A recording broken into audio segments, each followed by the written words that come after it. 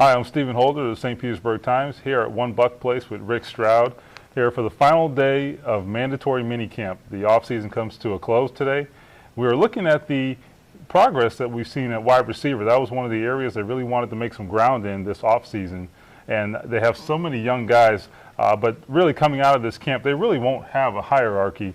They won't have necessarily a depth chart here, but that's okay, the coaches tell me. They basically wanted to kind of get these guys on the right page, learn the offense, understand what they're doing, and then they can sort of come up with a pecking order come training camp. And that's when we really start to see separation here, where we have contact and practice and things of that nature. So that's certainly one of the areas that was being scrutinized this offseason. But there's some other things that coming out of this camp, Rick, that they'll really have to look at and try to sort out as well.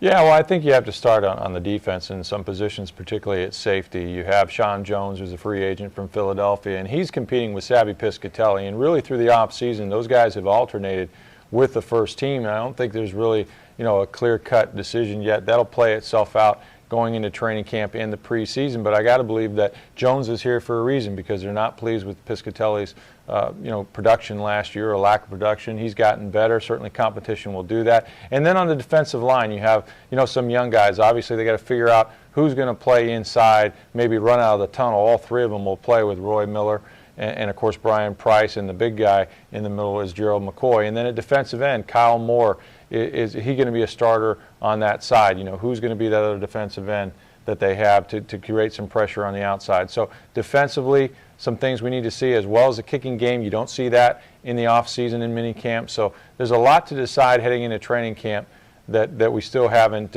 really resolved yet so far. That's right. So we'll be back here in about 5 weeks for the start of training camp, if you can believe that. Yay. And things will certainly get interesting from that point.